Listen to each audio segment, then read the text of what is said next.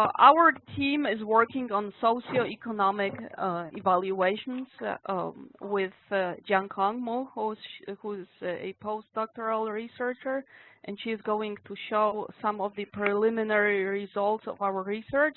We also have master's students working on this project. One of them has already graduated. And we have a follow-up student, Shri. I don't know if he's joining today or not because of classes, but we have a follow-up analysis on those socioeconomic issues as well that I will present at the forum in November. So the main goal of our project, our work on the Rio Grande issues, is to provide a socioeconomic evaluation of water resources in the basin, and this is part of the research that the graduate students have been working on. And the second goal is to evaluate the willingness to pay for ecosystem services in the Rio Grande Basin. This is what Jianhong is going to talk about today. And we also work on an ecological footprint analysis, and currently we are almost done with getting a paper ready for a publication. We'll be sharing it at a later time with you all. So today, Jianhong will present some selected results of our willingness to pay research. And I would like to mention that this research is based on a survey that we conducted in the Rio Grande Basin. We still search for respondents to this survey to increase the sample size, and we hope that those of you who are tuning in today, if you haven't taken this survey yet, we hope you will be willing to do it. We will try to connect with you after this webinar and get the survey, the link to you. If you could help us with distributing it to other people and stakeholders in the region and fill it out yourself, this would be very much appreciated. And with that, I'm going to give it over to Jianhong, and she will fill us all in. Thanks, Jed. Hello, everyone. Can anyone hear you? Yes. Yes, we hear you. Yes. Okay, thanks. Jed just gave a brief introduction of the research we are working on for the Rio Grande Basin, and the presentation I give here is the evaluation for people's willingness to pay for water ecosystem service in this area. And before moving ahead, I would like to show you the location of the basin. I know some of you may know better of the basin than me because I haven't visited the basin before, but for others who are not that familiar with this basin, I would like to show the location of this basin. And this basin is across 3 states in the Colorado to New Mexico to Texas. And for our research, we mainly focus on the United States part of the basin. And we want to focus on this study area because this basin provides important ecosystem service for people located in this region as well as people outside of this region. For example, there are about 200,000 acres of irrigated agriculture around this region, and this basin provides water and power for agricultural production industries as well as local communities. And this region is also the home to Rio Grande silver minnow and the southwestern minnow flycatcher, which is the federal endangered bird. And the other reason we want to do the research in the Rio Grande Basin is because this basin is facing some water-related issues. Because of the frequent drought occurred in the past years, that will reduce the water runoff and underground recharge, resulting in reduced water supply in this region. And also this region is facing an increased water demand from population growth as well as economic development. So the unbalanced water supply and demand issues in this region is an urgent problem. And we want to, by doing this research, we could find a possible way to resolve this problem. And we use the economic method to do this because it is an economic problem based on the perspective that there's no economic incentives for people to conserve the ecosystem service, because most of the ecosystem service, or I should say all of the ecosystem service, are public goods and everybody can access or use it without any responsibility or payment to conserve it. So if we could, find the value of this ecosystem service, then we could, provide the important information for policy making to conserve the local environmental resources that could be supported by the ecosystem service to human beings. And from a methodology perspective, this region, previous studies on this region, they focus on different methods to evaluate or to examine the ecosystem service for selected river ridge. For example, they have done studies on the upper or lower Rio Grande Basin, like the Santa Fe Basin, using like cost transfer method, etc. And the problem is that it's very difficult for us to compare studies across different regions to get a consistent results that it provide useful information for policy making or policy perspective. So our research, the objectives is to focusing on the entire Rio Grande Basin to determine the factors affecting people's perceptions, as well as to evaluate people's willingness to pay for conserving the ecosystem service. And the most interesting thing is we expect that different people, they have different preference for different types of ecosystem service, and that will affect their behavior for their payment and for the payment values.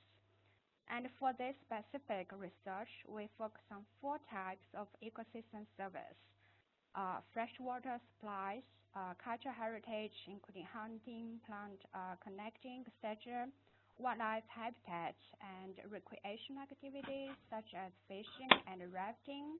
And from this analysis, we try to find out the association between the factors affecting these payment behaviors, as well as those individual perceptions and characteristics. So to achieve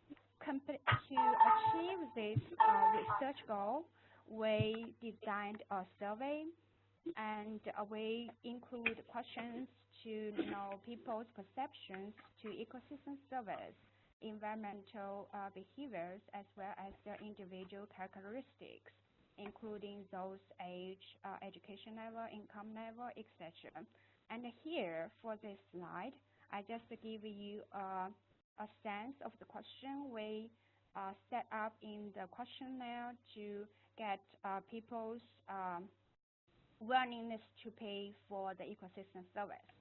So in the survey, we ask respondents, would you be willing to pay through an annual donation to protect the Rio Grande Basin to continue providing benefits to the society? There are 2 answers for them to choose, yes or no. And if they choose yes, we would ask the following. We would ask, what is the maximum amount they would like to pay as $1 per year? And if they choose no, we would ask a following question to know whether they would like to pay through an annual tax. And if they say yes, we would ask the exact amount they would like to pay. We set up a question like this because we expect that different payment methods, like through annual donation or through taxes, would have a different on the payment perceptions as well as payment values. And this is important because from a policy perspective, if we found that there are different preference for the payment method, they could make some payment-oriented policy regarding these results. And to get a WTP for each category of the ecosystem service, we provide a table as I share in this slide for the respondents to select. So we listed 4 major ecosystem service that we are interested in this region, and would ask their distributions in percentage points for each of these ecosystem service. And just to give a simple example, if the respondent would like to pay $10 for the ecosystem service, and he or she has an order for this 4 ecosystem service from habitat for wildlife, freshwater supplies, recreational activities, and the last one is cultural heritage.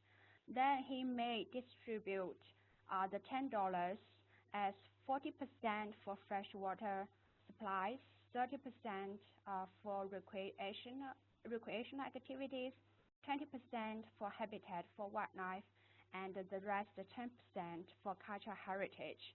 So in this way, we could calculate the specific WTP value for each category of the ecosystems, and this information could be used for our later statistical analysis. So we get the survey data through the online survey to our Quadrix. We send out the first call for respondents in the early May to potential 400 contacts through email, and by the early of June, we get 84 respondents. So the response rate is 21%, and this is a very good response rate so far. And we sent out a second call for response in the early of July. And as I checked before this presentation, right now we get 117 respondents. So we are getting a larger sample. And as Jed called for more participation for our survey, we will get more respondents to increase the sample because that will refine our results and tell a better story later on. But for this presentation, we focus on these 84 respondents. And among these 84, 81 respondents participated in the survey with 68 useful surveys. I say it's useful because these 68 respondents, they complete the survey 100%. So if one of the respondents, they didn't complete the survey 100%, we couldn't use this information for our later analysis. So it's very important that for people to complete the survey 100%. And among these 68 useful surveys, 5 respondents would like to pay using annual tax. Although we are interested in, examining the different payment method effects on the payment behavior or payment values. However, we only got 5 respondents, so we couldn't do this analysis right now. But later, with a larger sample size, we could extend this analysis and could provide more information.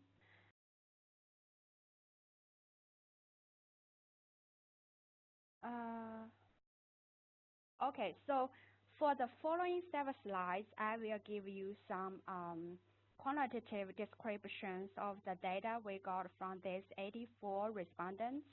And for the graphs I show here or in the following slides, the axis indicates the number of respondents. So 70 means 70 respondents participate in the survey. And the y-axis indicates the variable I will talk specifically. So for this graph, we are interested to know people's perceptions regarding the issue of ecosystem service they think in this region, and we need to turn issues from past studies or literature review. So there are water quality, water availability, water allocation, water rights, recreational activity, and ecosystem conservation. So we see that most of the people, they think that the purple line, water availability, and red and orange line, water quality and conservation, ecosystem conservation are the most important issues of the ecosystem service in this region. And when we ask about people's perceptions regarding the importance of ecosystems, as we defined at the very beginning, freshwater supplies, cultural heritage, habitat for wildlife, and recreational activities, and we found that we see that most people think that freshwater supplies and habitat for wildlife are the most important ecosystem service provided from the Rio Grande Basin. And this ecosystem service has been changed, and the most reduced one is the freshwater supplies, and followed by the habitat for wildlife. And most people think this change is because of the changes in water flow. Because most people think that water flow have negative impacts on the provision of the ecosystem service, and the change in water flow is affected by drought. So from this, we see the logic from we see the reason, as I said at the beginning, why we want to do this research for the Rio Grande Basin, because the drought impacts that has resulted in the reduce in provision of the ecosystem service. So how to change that is an important research question for us to investigate here. And we also asked people's perceptions regarding their environmental behaviors, and we found that 70% of the respondents, they are a member of association, and 80% of the respondents, they are involved in community activities. And we expect that people more involved in community activities or a member of an association, they know the situation or the issue of the ecosystem service in the basin well, and in that sense, they would like to pay more in the terms of dollar value. We also ask about individuals' characteristics in the survey, and we see that most of the respondents, they have a higher education level and a higher household income, and more than half of the respondents, they are female and are residents living in the Rio Grande Basin with an average age around 50 years old, with average family size 2 to 3 people. So based on these perceptions, they have a total willingness to pay value to ecosystem service around $83 per year from the annual income donation, and based on their preference for the ecosystem service, most of the money they would like to pay is to the wildlife habitat with $48 per year, and followed by freshwater supplies is $38 or $39 per year, and the next one is cultural heritage, about $8 per year. So based on this information, the following things we do is use a statistical method to examine the factors affecting people's decision to participate, to pay, and the amount of money to pay. So we use two statistical models here. And the first model is a binary model. And here the D is the respondent decisions of whether to support the conservation of ecosystem service or not. So linking this equation to the WTP questions we designed in the survey, that means if the respondents selected yes, we would indicate D as 1 and 0 otherwise. So we expect that their decision is also affected by some household characteristics, like the household income and the perceptions regarding ecosystem service, etc., as are indicated Z in this slide.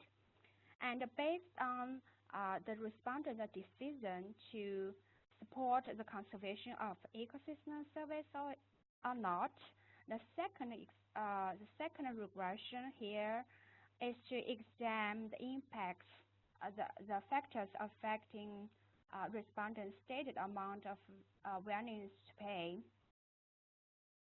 And y is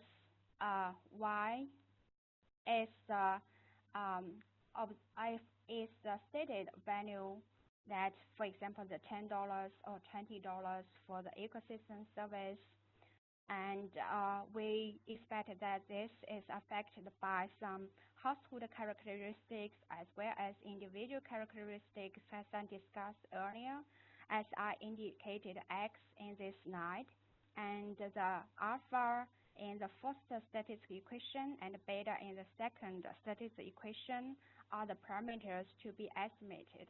And those are also the numbers we're interested in the following tables. So this table gives the preliminary estimation results from the first model, and D indicates the probability that the people would like to participate to conserve the ecosystem service. And those variables with these numbers with stars indicate those variables are statistically significant. Otherwise, they are insignificant. And we see that educational level, age, income level, whether the respondent is Hispanic or resident living in the Rio Grande Basin, they have a statistic impacts on their probability to pay or not. So to integrate these numbers in the table, I will use like age as an example.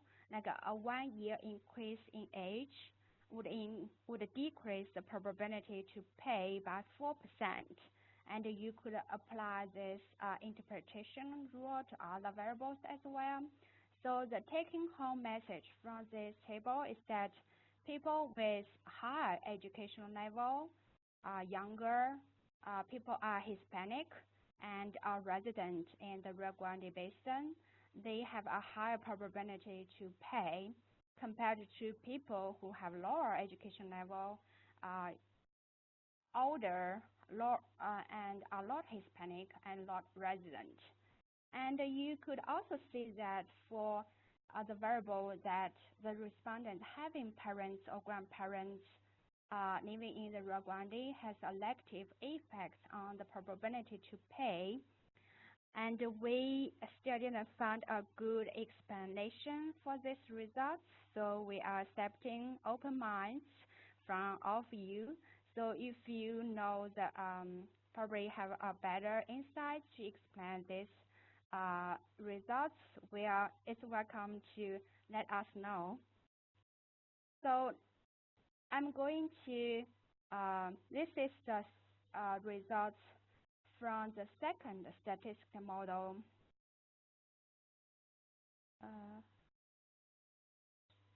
Sorry, I would like to get, because, okay, so this is a big table and it has a lot of information to present. But the first thing is we include the variables that are affecting the probability to pay as well.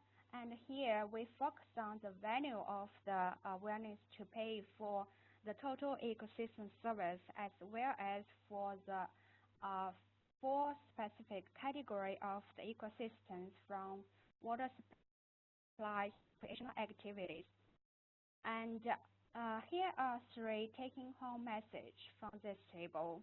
The first thing is we use different variables for each ecosystem value estimation. This is because we have a small sample with 68 useful surveys, but we have a long list of interesting variables want to explain their payment values. However, if we want to make the model run, we have to select the most useful variables for the regression, and we use a statistical method to select the most useful variables for each ecosystem payment evaluation, and that's why you see different variables used in different ecosystem service regressions.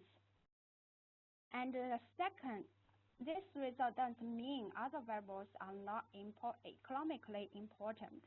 They are still important, but based on our current sample size, they are not that useful to explain the results for the ecosystem payment, so we are not included them here.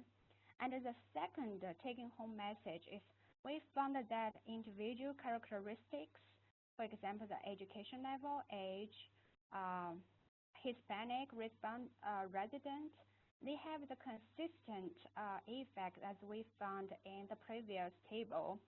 And this suggests that people with a higher educational level, younger, who are Hispanic, and who are resident in the Rio Grande Basin, they would like to pay more value for each ecosystem service. And the third take-home message is that people who know the issues of the ecosystem service or the value of the ecosystems the most, they would like to pay more. And from these regression results, we found that people who think that strongly agree that the water flow and water use have negative impacts on the ecosystem provision. They would like to pay more money to conserve the wildlife habitat, and if they value the importance of ecosystems more, they would like to pay more amount of money for recreational activities. So based on these 2 tables, here are our results, and we go to the conclusion.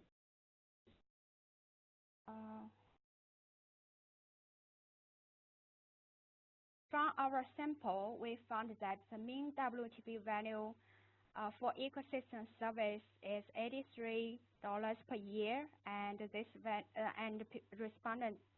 people distribute this amount of money to different ecosystem service depending on their preference. And the conservation of freshwater supplies and habitat for wildlife are the most 2 valuable ecosystem service in our analysis. And this is consistent from their perceptions to their payment behaviors. And people's willingness to pay is affected by their socioeconomic as well as geographic characteristics, as we found in the table 1.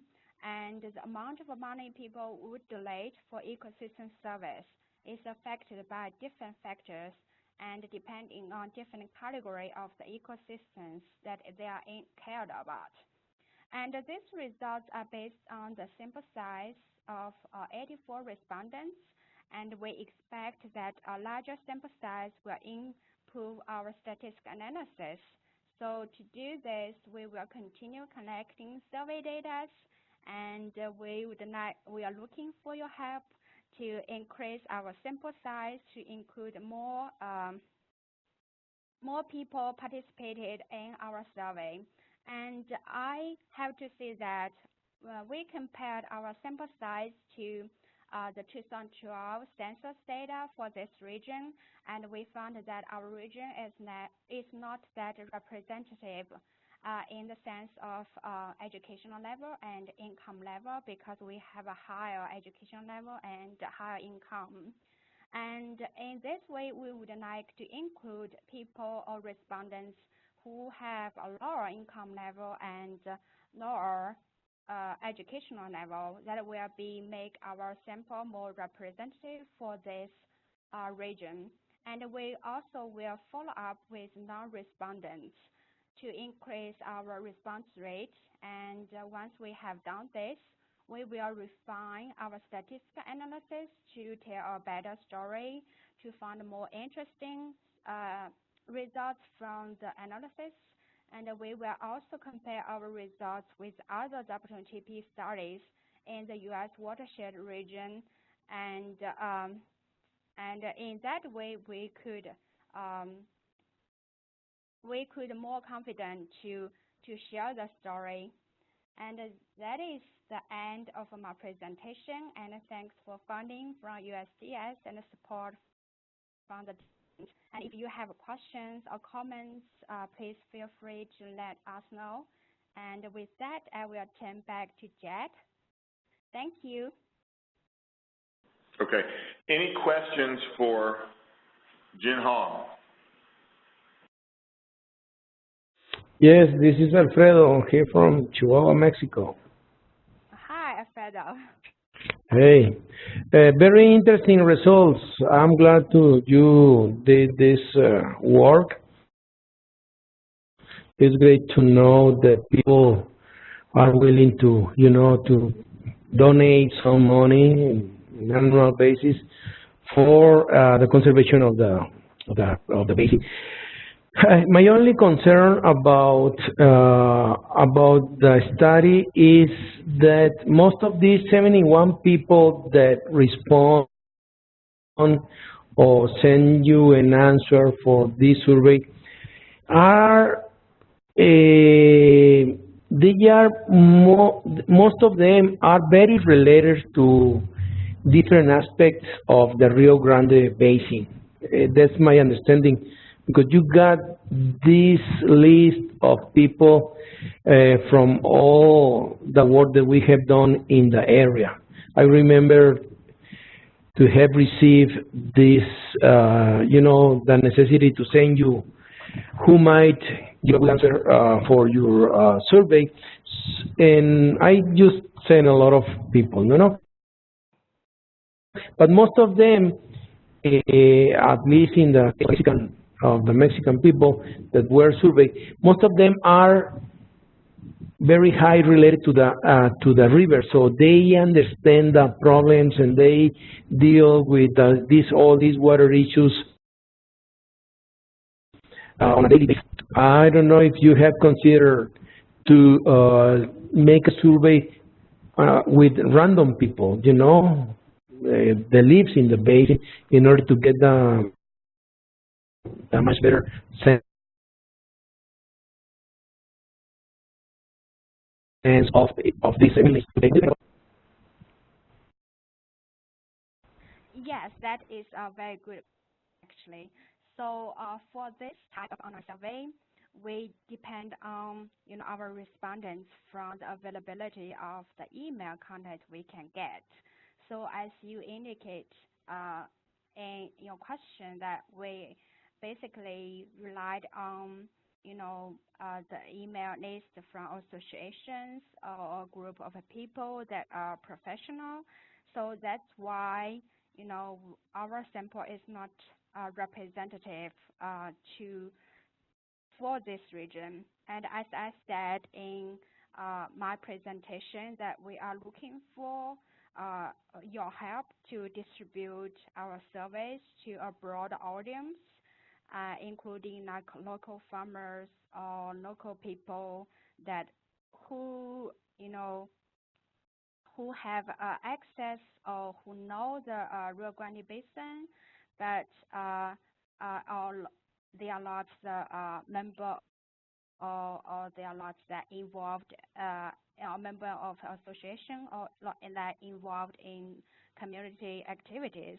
And in that sense, we could get a representative sample and to get more, meaningful results from our analysis. And for the random sampling questions, we tried our best to include more random respondents, but limited to the online survey and limited to the email contact list we could get. We actually looking for people's opinions that could help us to fix these random sampling issues.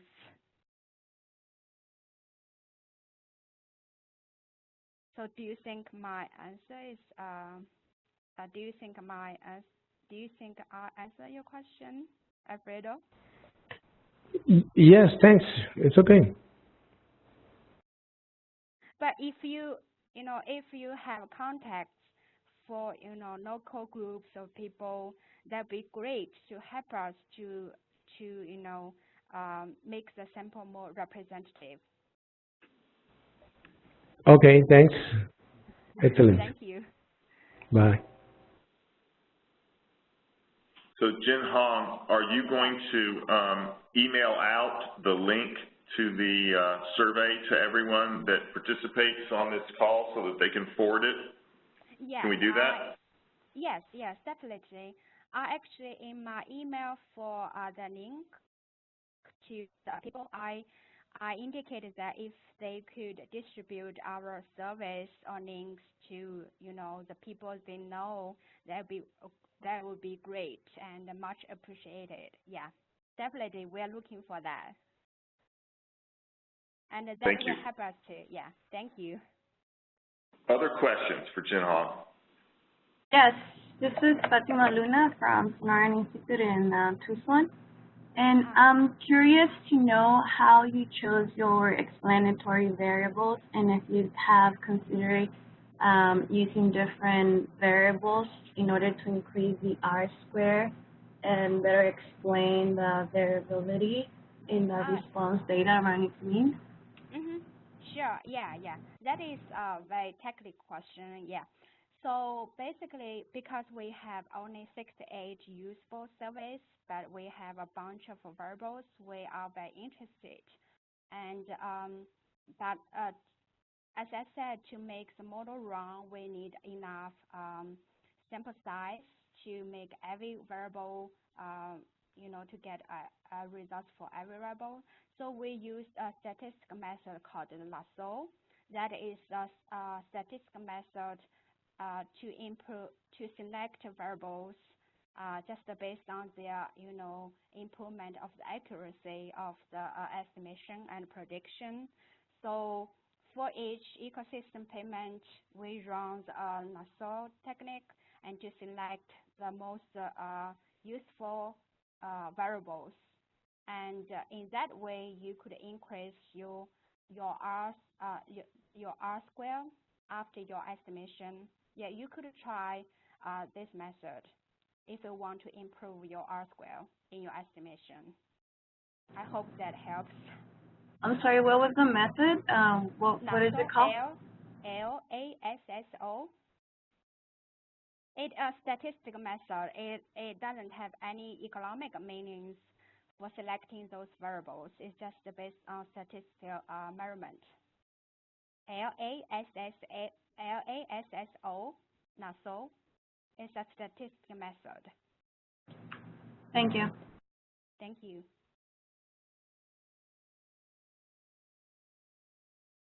Other questions?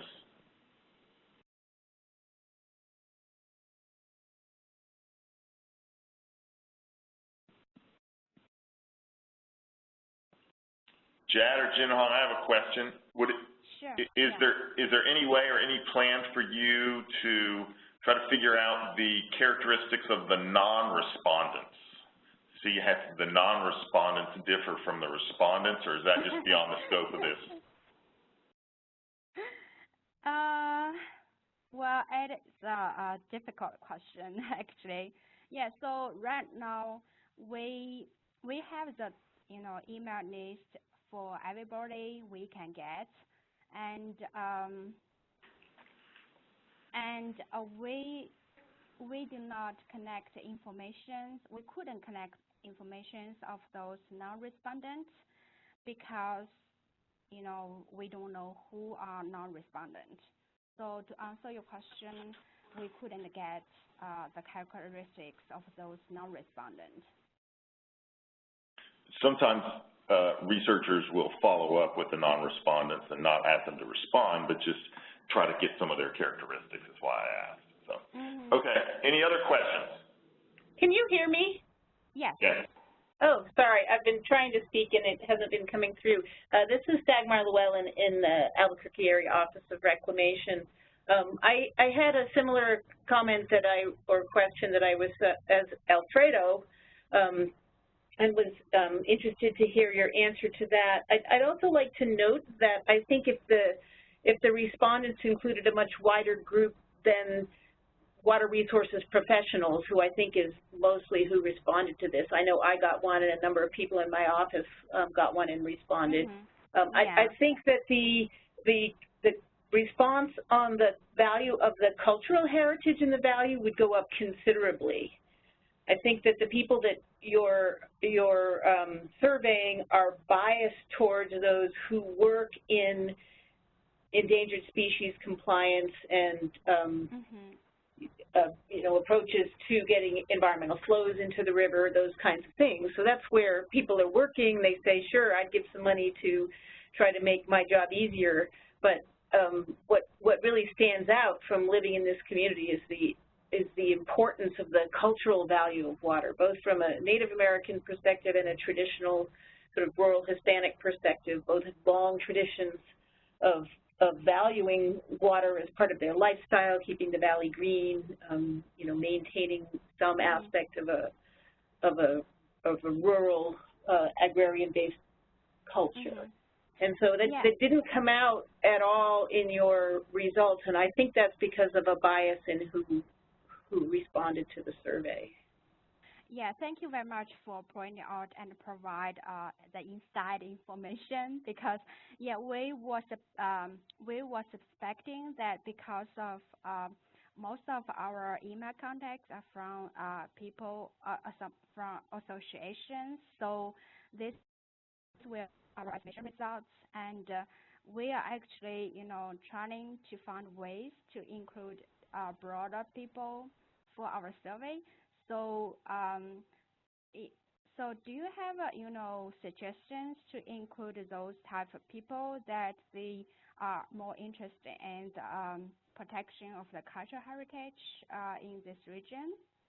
That would be if you have. Well, I don't want to suggest groups that would bias it in that direction either. I mean, I think that what's needed here is for somebody to do this who interacts with the community, who goes to community meeting on topics that don't have to do with water, for example, meets with the irrigation community, meets with the business community, meets with all groups that are focused on all sorts of aspects of life in this community, and then get a sampling of each of them in order to get something that's not biased, right?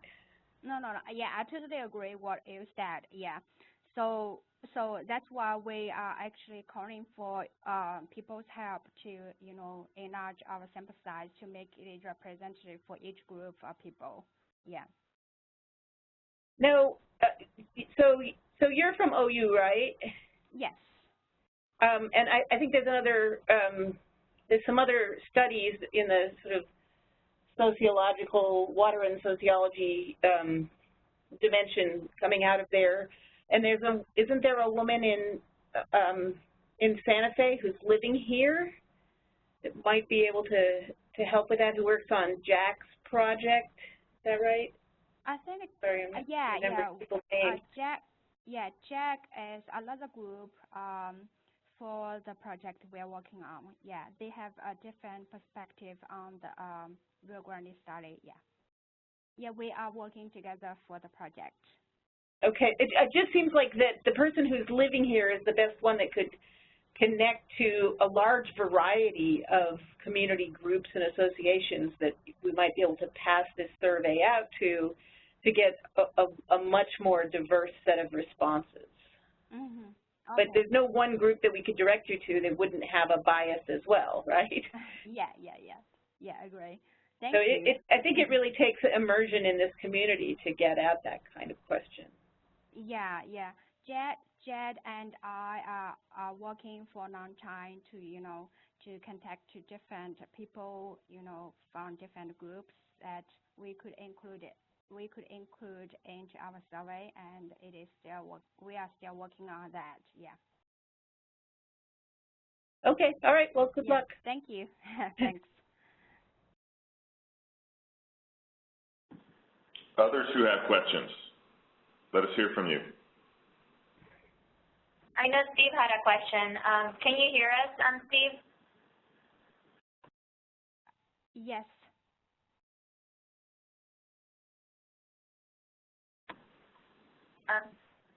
Steve?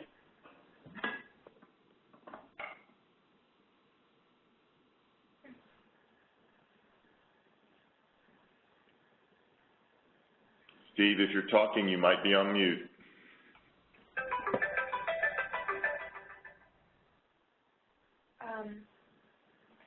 Okay. Anybody I know else? I had to unmute myself from my computer as well as my phone, and so Steve, maybe that's what you haven't done. There's a little icon that with the little mute thing on the right-hand side of your screen when you're watching the WebEx. This is Scott Lyric. I have a question. Go ahead. Yeah, this is very interesting. It looks like it focused on individuals. I've been wondering about focusing on communities and water districts, people that supply water as a utility, and how willing they might be to pay for water conservation, watershed conservation. Have y'all thought about that?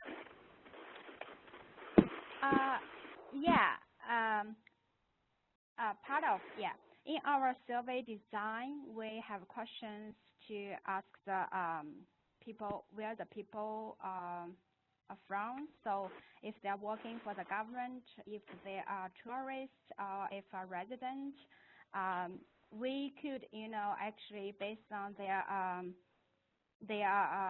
type of people to do the analysis to say, whether people working for the government, they have different perspectives or different payment value for the ecosystem service. However, under the current stage, we couldn't do that because we have a small sample size. And as I said, if we increase the sample size, we can do that. Yeah. And definitely that is a very interesting, topic to explore.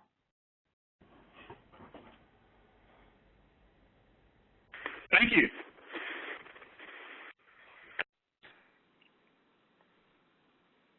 Other questions?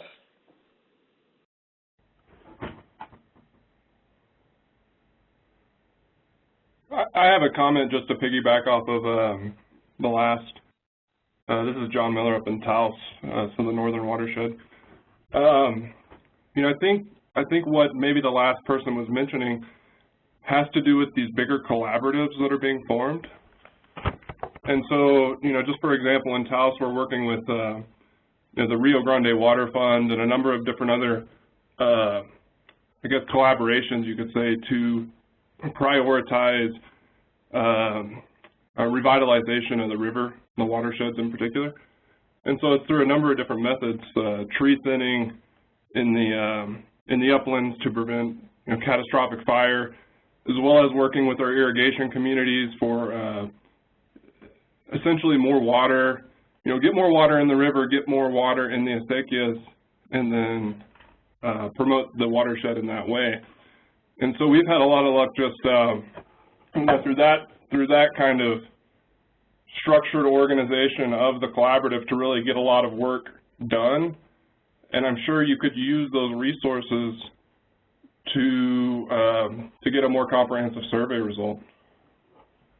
Mm-hmm. Yeah, Yeah, in our survey, we ask for the respondents' occupations. So if we could get, more information to identify different clusters of people that working for different groups, that we could identify, the question you just said. Yeah.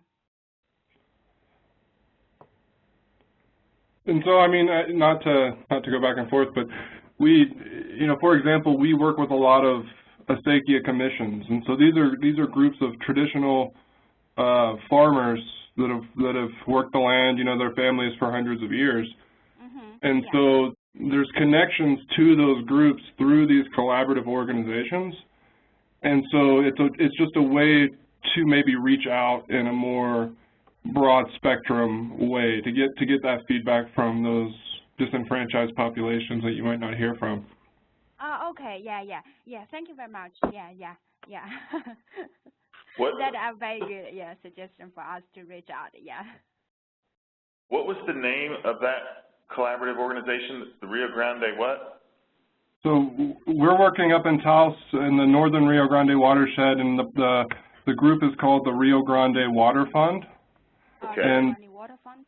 The Water Fund, yeah, and the subgroup that works underneath it is the Taos Valley Watershed Coalition, and we work specifically on projects that would affect, mainly catastrophic fire in the highlands, and so trying to mitigate possible debris flows and kind of get the forest back to a more natural burn regime. And then we've also just launched a group called the Rio Fernando Revitalization Project, and that's working just within the kind of the sub-watershed boundary of the Rio Fernando here in Taos. So it's a collaborative model that's funded by typically private foundation investment, as well as public funds through the Forest Service and federal programs. Excellent. Okay, so thanks. And may I ask that, can I send out the email to you to ask for more information after this presentation? I would love to respond. Yeah, just shoot me an email. Okay, sure. Thanks. Okay. I have a question from Steve. He's not able to. We're not able to hear him, but he can hear us. He's asking if the survey is only in the U.S. and if it's in Spanish as well. Pardon me? He's asking, was the survey only on the U.S. and if it's in Spanish? Oh, yeah, the survey is only in English, not Spanish, yeah. Okay. And he also says that the data will change when when you get more participants. So it would be interesting to see how it changes. And then finally, the Rio Grande, the Rio Grande doesn't have that many droughts, but Mexico will release water to the Rio Grande. Sorry. Yeah, thanks for the question. Actually, I think the major findings from the current sample we get, it would be consistent if we get a more, larger sample. The major findings should be the, similar, no matter, no matter how large a sample size is, but definitely, for a larger sample size, we get more interesting variables that will play a role. So yeah, we are also looking to update our results using a larger sample size. Yeah. Okay. Thank you very much, everyone who listened in and joined in on this call. My thanks especially to Sarah, to Jad, and Jianhong for this excellent presentation and this good research. Remember, we have 4 more of these events or these webinars planned, and we will be sending out a list of all of the webinars very soon. Thank you again, and we look forward to hearing from you on the next, or hearing your voice on the next webinar. Bye-bye. Thank you. Thanks, Mike. Thanks, everybody. Thank you, everyone. Thank you. Thank you. Bye. Bye. Thank you.